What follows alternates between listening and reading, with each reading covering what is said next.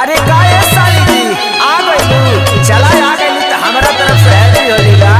देखिए जीजा जी परेशान मत कीजिए, हम पढ़ने लिखने वाले लड़के हैं। हम ऐसे वैसे नहीं है कि आप कुछ भी मुंह में पोतते जाइएगा, हम देखते जाएंगे। हम अपनी दीदी से मिलने आए हैं, आपसे नहीं।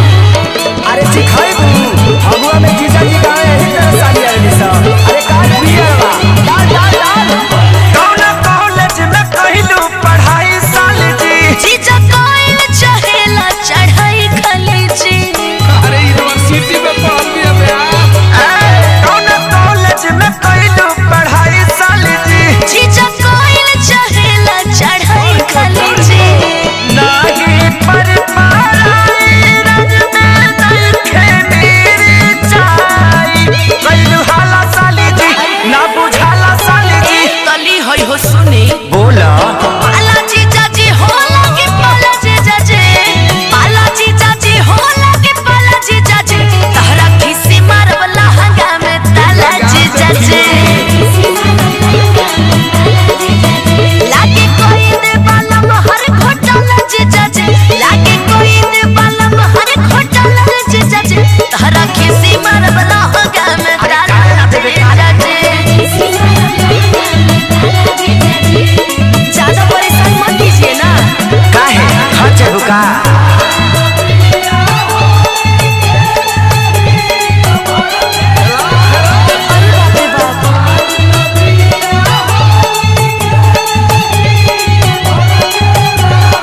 हे भगवान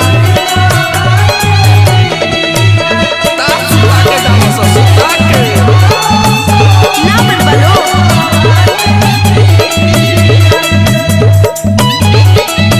अरे जिया राजा आवत है बाजा। सुनिए साली जी एक और बात का ध्यान दीजिए। बोलिए। आव डाली ये हो साली तोहरा फसल में खा। आगे बढ़बू नाम करबू देत बानी आशीर्वाद।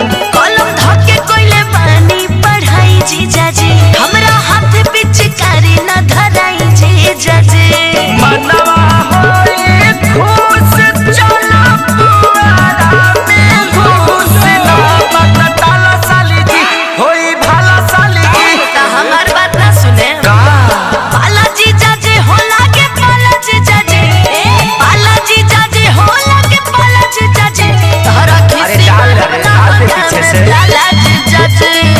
धारा में सब धारा करके अरे हेरे आओ ना छोड़ी ना ऐसे रगड़ी न पड़ जाए छला जीजा जी। कुछ ना हो ऐसे रगड़ी न पड़ जाए छला जीजा जी। तहरा खिसी मारवला हंगा में ताला जीजा जी।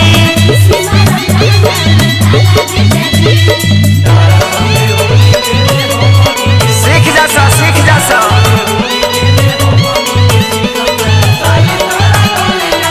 भइल बड़ा लोग पढ़निहार। लिख ले ओली है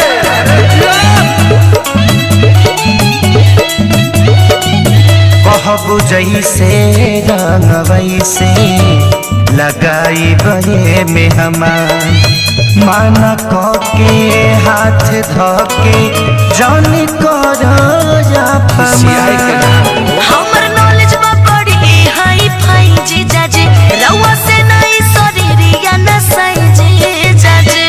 अखिल सीखे सारी रात न डले है बारी यारी। होला डाला साली जी करम काला साली जी। ए महाराज कुछ ढेर नहीं खी बोलत। पाला जीजा जी होला के पाला जीजा जी। पाला जीजा जी होला के पाला जीजा जी। तारा खिसी मारवला हंगा में ताला जीजा जी। अरे चबिया तो हमारे भेजगा। लागे पियले बानी मुहवा बसल जीजा जी। लागे पियले बानी मुहवा बसल जीजा जी। की तारा खिसी मारवला हंगा में ताला जीजा जी। हे जीजा जी अगला सीजन में आई राउर साली खाली नहीं खे। अनुपमा के होली खेलाइली याद रखबही। हैप्पी होली बा।